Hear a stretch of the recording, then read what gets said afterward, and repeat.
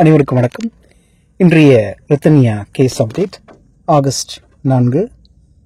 பூவினும் மெல்லியவள் பூங்கொடியாள் என்று நமது முன்னோர்கள் சொல்வார்கள்.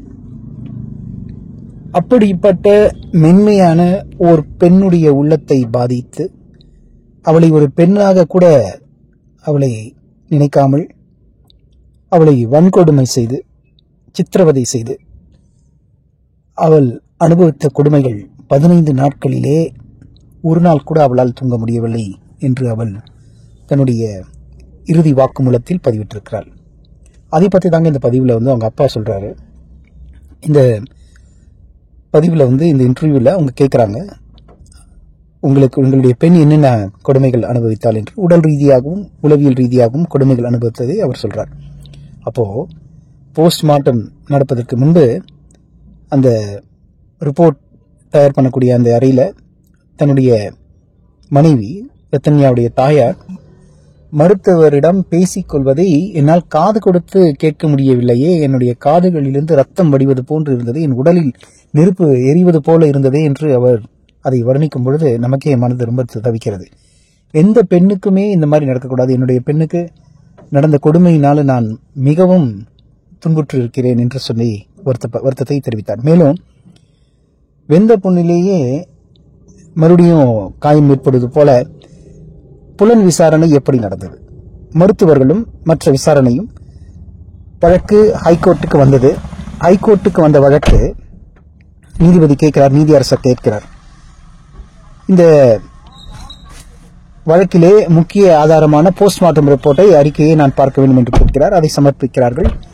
அந்த சமர்ப்பிக்கப்பட்ட ஒரு முக்கியமான தடயமான அந்த புலன் விசாரணை, அந்த போஸ்ட்மார்ட்டம் ரிப்போர்ட்ல உடல் கூறு ஆராய்வு பதிவில் பார்த்தீர்களே, ஆனால் அந்த அறிக்கையில வெறும் அரை பக்கத்திற்கு மட்டுமே எழுதப்பட்டிருக்கிறது. மேலோட்டமான செய்தியாகத்தான் இருந்தது.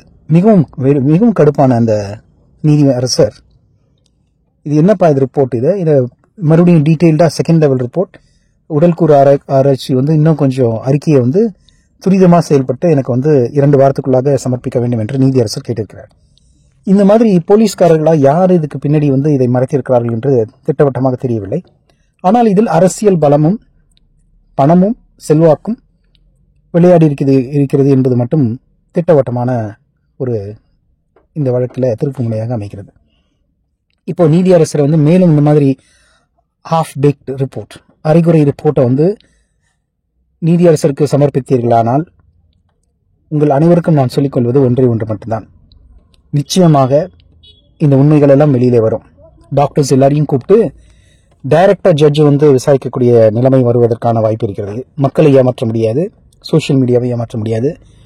எனது அருமை நண்பர்களான ஊடக நண்பர்களான யூடியூபர்ஸ், எனது உடன்பிறவா சகோதரர்கள், உடன்பிறவா சகோதரியான ரத்தன்யாவுக்காக வழக்குக்காக தொடர்ந்து பேசிக்கொண்டு தானே இருக்கிறார்கள், பேசிக்கொண்டு தான் இருப்போம். நாங்கள் திரு அண்ணாமலை அவர்களுக்கு, அவருடைய குடும்பத்தினர், அண்ணாதுரை அவருடைய குடும்பத்தினருக்கு நிச்சயமாக உதவியாக இருப்போம், உதவிக்கரம் நீட்டுவோம் என்று சொல்லி கொள்கிறோம். மேலும் இந்த வழக்கில் ஆகஸ்ட் 14ஆம் தேதி என்ன நடக்கப் போகிறது என்பதை மிக ஆவலாக அனைவரும் பார்த்து கொண்டிருக்கின்றனர். நமது புலனாய்வு சரியாக நடக்கவில்லையானால் சிபிஐக்கு இதை டிரான்ஸ்பர் செய்ய வேண்டும். அதற்கான போராட்டங்கள் நடக்கும். இது ஒரு இறுதி எச்சரிக்கை. நமது போலீஸ் மற்றும் இணைய மருத்துவர்கள் அனைவருக்கும் இது ஓர் பாடமாக இருக்கும். நிச்சயமாக அவர்கள் நல்ல டீட்டெயில் ரிப்போர்ட் கொடுப்பார்கள் என்பதை நம்புகிறோம். மேலும் அவருடைய கவின்குமாருடைய பிஹேவியரை பற்றியும் இந்த இன்டர்வியூவில் பேசியிருக்கிறாரு திரு அண்ணாதுரை அவர்கள். அவன் டிமார்ட்ல ஏதோ ஒரு பொருளை எடுத்து தன் பாக்கெட்டுக்குள்ள வைத்ததாக இருக்கிறது என்ற ஒரு திடுக்கிடும் தகவலையும் அவர் சொல்லியிருக்கார்.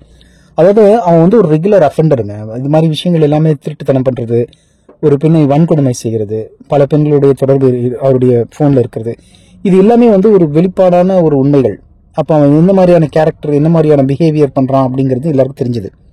இப்ப போலீஸ்காரர்களுக்கு இதை ஒரே ஒரு சிட்டிங்ல அவர்களால் பேசி கேட்டு தெரிந்து கொள்ள முடியும், ஆதாரங்கள் நிரூபிக்கப்பட முடியும்.